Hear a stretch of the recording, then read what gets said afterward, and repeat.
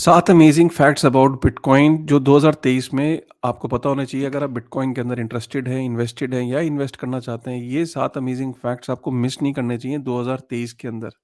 2023 में आपको ये फैक्ट्स पता होने चाहिए, वीडियो को एंड तक देखिएगा। वीडियो वैसे भी आज शॉर्ट होने वाला है, लेकिन ये फैक्ट्स इतने इंटरेस्टिंग है। ये बिटकॉइन मैगज़ीन है जिसके अंदर ये फैक्ट्स आए और उसके अंदर से मैंने फैक्ट्स निकाल के इसको ट्वीट किया है। तो 7 अमेजिंग फैक्ट को जल्दी से 7-8 मिनट के अंदर कवर करते हैं। एंड तक ज़रूर देखिएगा वीडियो को, बड़े इंटरेस्टिंग फैक्ट्स हैं, right? So here it goes.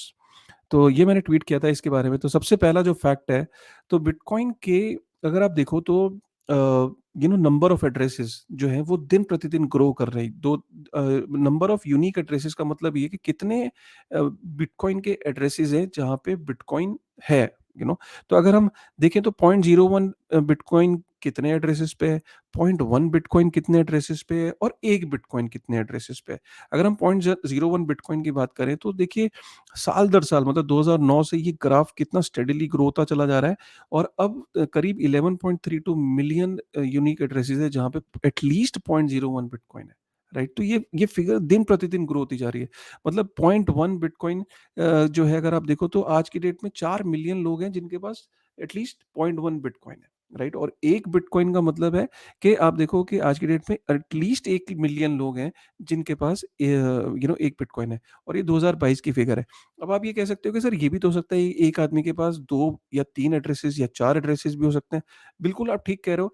तो यहाँ पे आप एटलीस्ट ये अंदाज़ा लगा सकते हो कि बिल्कुल एक आदमी के 4-5 एड्रेसेस भी हो सकते हैं। लेकिन फिर भी अगर आप देखो तो ये ट्रेंड ग्रो करता हुआ जो दिख रहा है इसका मतलब ये है कि दिन प्रतिदिन जो इसके अंदर जो लोग हैं, जो एडॉप्शन है, जो यूज़र्स हैं, जो बिलीवर्स हैं, despite the fact of regulatory clarity नहीं है, कहीं पे कोई क्लियर गाइडलाइंस नहीं है और जो एफटीएक्स का सिनेरियो और ये सब चीज़ें हमने देखी उसके बाद भी there is substantial growth in bitcoin, right? And bitcoin adoption. तो ये फैक्ट नंबर 1 था। फैक्ट नंबर 2 की अगर हम बात करें, ये बहुत इंटरेस्टिंग है। दिन प्रतिदिन क्या हो रहा है कि जो सर्कुलेटिंग सप्लाई है, उसको बिटकॉइन को लोग होल्ड कर रहे हैं लंबे अवधि के लिए। तो इसका मतलब क्या है? इसका मतलब ये है कि जितनी सर्कुलेटिंग सप्लाई है, उसका 72.52% जो है वो बिटकॉइन को लोग होल्ड कर रहे हैं लंबे पर्सपेक्टिव के लिए। और इस कैटेगरी में लोग कैसे फॉल होते हैं? कैसे हम ये कहते हैं कि ये लॉन्ग टर्म होल्ड करके लोग बैठे हैं या होल्डिंग के पर्सपेक्टिव से बैठे हैं? तो ऐसे कितने एड्रेसेस हैं जहाँ पे 155 दिन हो गए हैं बिटकॉइन को होल्ड किए हुए। तो वो इसके अंदर अंदर जब एड्रेस फॉल करते हैं तो ऐसे 72.52% एड्रेसेस हैं जो बिटकॉइंस हैं जो वो मूव ही नहीं किए हैं, 155 दिन हो गए हैं। तो वो ऐसे 72.52% है और जनरली ये देखा गया है कि जब लॉन्ग टर्म होल्डिंग के लिए जब उस थ्रेशोल्ड लिमिट को वो लोग क्रॉस कर जाते हैं तो जनरली फिर बिटकॉइन को लोग सेल नहीं करते, उनको ट्रेड नहीं करते। तो ऐसे जो है वो करीब 72.52% जो सर्कुलेटिंग सप्लाई है, करीब 14 मिलियन जो है वो बिटकॉइन जो है, वो लोग लॉन्ग टर्म होल्ड करके बैठे हुए हैं, लॉन्ग टर्म होल्डिंग की पर्सपेक्टिव से बैठे हुए हैं। एक और इम्पोर्टेंट जो यहाँ पे तीसरा फैक्ट है वो ये है कि दुनिया में हम कहते हैं कि bitcoin is a very good store of value, but bitcoin अकेला थोड़ी ना है। दुनिया में इतने सारे स्टोर ऑफ वैल्यूज़ के ऑप्शन हैं, जैसे कि real estate, fixed income, equity, agriculture land, commercial gold. तो सबसे बड़ा जो है वो रियल एस्टेट है, 258 trillion US dollar, fixed income 126 trillion US dollar, ऐसे एग्रीकल्चर और गोल्ड आपका 12 ट्रिलियन और सिल्वर आपका 1.3 ट्रिलियन। टोटल मार्केट जो है ना जो बिटकॉइन की है, जो टोटल एड्रेसेबल मार्केट मतलब मार्केट साइज क्या है कि कितना पोटेंशियल है। तो आप सोचो 591 trillion US dollar worth of store of value की मार्केट है कि लोग अलग अलग तरीके से या इंस्टीट्यूशंस, कमर्शियल्स, बैंक्स, रिटेल इस पे इन्वेस्ट करते हैं, अपने पैसे को स्टोर करते हैं। तो सोचो बिटकॉइन की औकात क्या है अभी, 0.33 trillion point three three trillion का मतलब ये है कि 0.0005% मार्केट शेयर है। तो सोचो अगर 1%, मैं कहता हूँ 1% भी अगर इसने कैप्चर किया तो करीब 5.9 ट्रिलियन जो है वो बिटकॉइन का अगर मार्केट कैप हो जाता है। तो आप सोचो कि 5 अगर 1% भी बिटकॉइन ने अगर कैप्चर किया तो 5.9 ट्रिलियन का मार्केट कैप अगर बिटकॉइन का हो जाता है तो आप बिटकॉइन की प्राइस का अंदाज़ा लगा सकते हो कि कितना बुलिश है। बुलिश इन द सेंस कि यार आप सोचो ना, सिंपल सा लॉजिक है, अगर स्टोर ऑफ वैल्यू का नैरेटिव है और अगर बिटकॉइन को as a store of value लोग देख रहे हैं, तो अगर बिटकॉइन 1% भी कैप्चर करता है तो 5.9 trillion is going to be the market cap of bitcoin in coming days. Though it is not a financial advice किसी भी तरीके की, but we are just discussing the potential of bitcoin, right.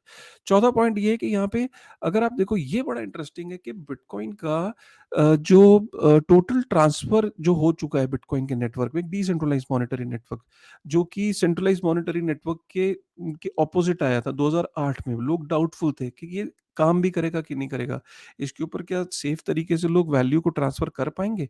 तो आप ये देखो कि 556 मिलियन बिटकॉइन जो है वो ट्रांसफर हो चुके हैं, और 14 trillion, almost 15 trillion worth of जो वैल्यू है वो इस मॉनेटरी नेटवर्क पे ट्रांसफर हो चुकी है। आप देखो कि जब से ये नेटवर्क शुरू हुआ है, तब से आप देखो कि 2021 में और 2022 में 13 ट्रिलियन ट्रांसफर हुआ था।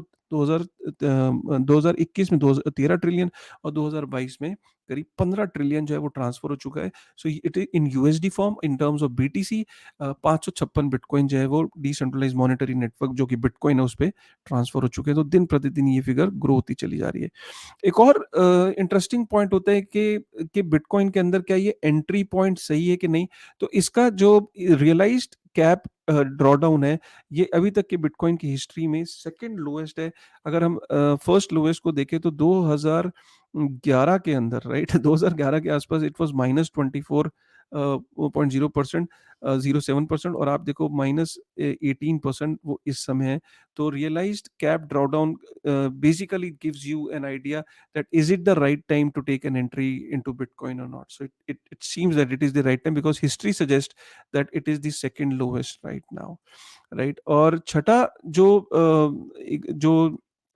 जो फैक्ट है वो ये है कि जो बिटकॉइन का जो माइनिंग डिफिकल्टी है वो दिन प्रतिदिन जो है वो ग्रो करती चली जा रही है। तो बीटीसी की जो अगर आप देखो तो ये, अगर आप देखो कि जो माइनिंग डिफिकल्टी है वो दिन प्रतिदिन ग्रो होती चली जा रही है। और इससे ये साबित होता है कि जो बिटकॉइन को जो जैसे जैसे बिटकॉइन ग्रो कर रहा है, वैसे वैसे उस वो और ज़्यादा जो हैश रेट है चाहिए उसको माइन करने के लिए। दैट मीन्स कि बिटकॉइन को माइन करना आसान नहीं है।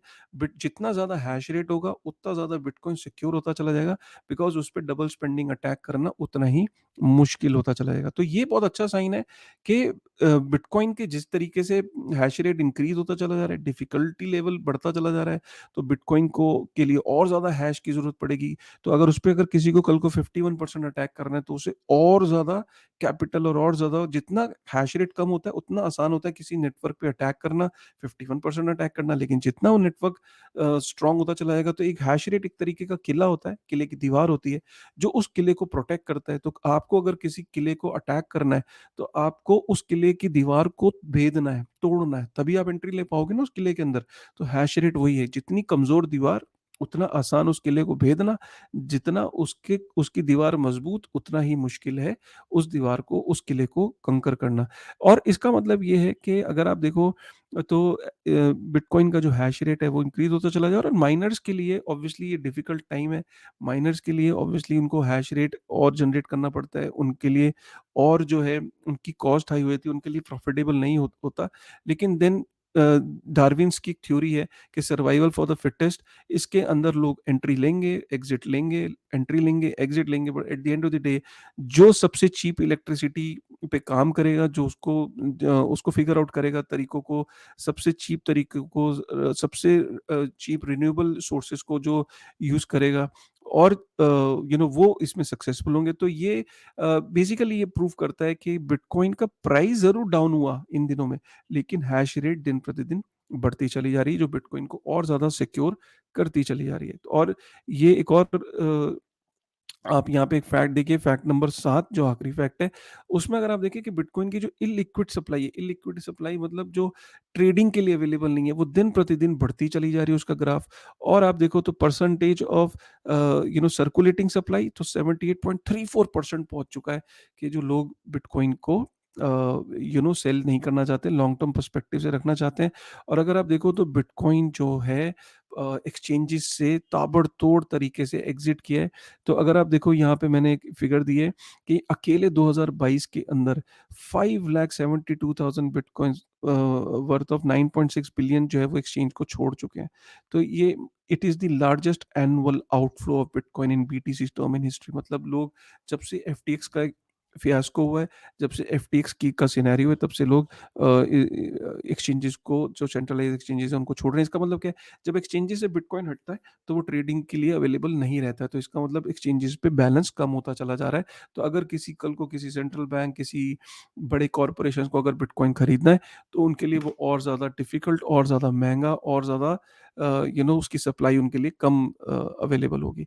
तो जब एक्सचेंजेस को छोड़ता है। ये सारे के सारे जो फैक्ट्स हैं वो कर्टेसी बिटकॉइन मैगज़ीन के थ्रू है। बिटकॉइन मैगज़ीन पे ये आर्टिकल आया था।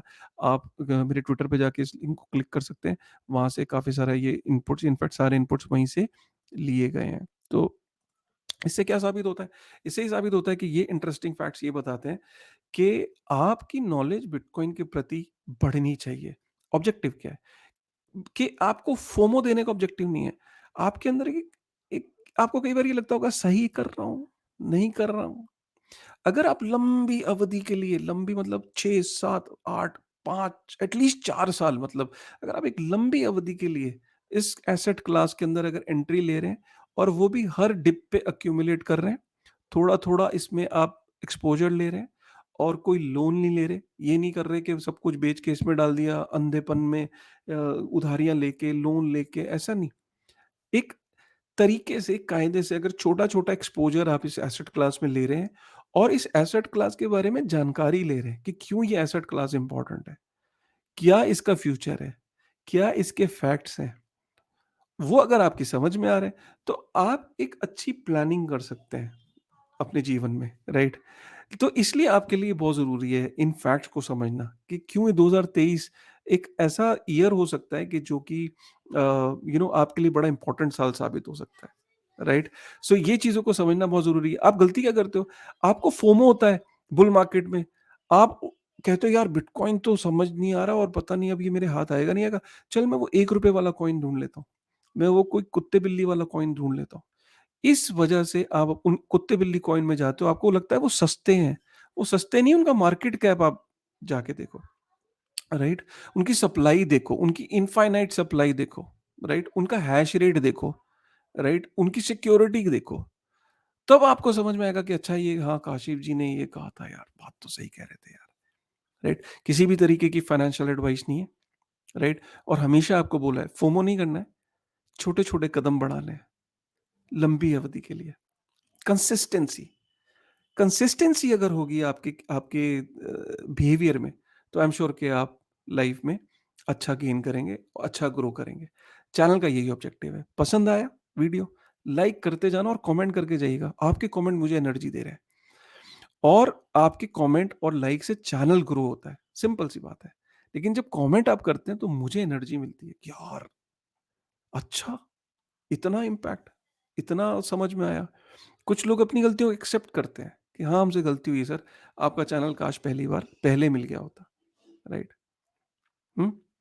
गलती नहीं करेंगे, ग्रो करेंगे साथ में, ठीक है ना? नॉलेज गेन करनी है, जितना ज्ञान, नॉलेज गेन करोगे, उतना बेहतर है आपके लिए, ठीक है? ज़्यादा से ज़्यादा नॉलेज गेन करनी है, छोटे-छोटे कदम बढ़ाने हैं और कोई लोन, किसी तरह की कोई उधारी, किसी तरह का कोई गलत फोमो में स्टेप नहीं उठाना है। पिछली गलतियों को रिपीट नहीं करना है, ठीक है? नहीं करेंगे ना? प्रॉमिस? प्रॉमिस तो कर दो यार। ठीक है? और अब देखो मैं ज़्यादा मुस्कुराता हूँ आजकल वीडियो में। चलो with this thought thank you very much यार।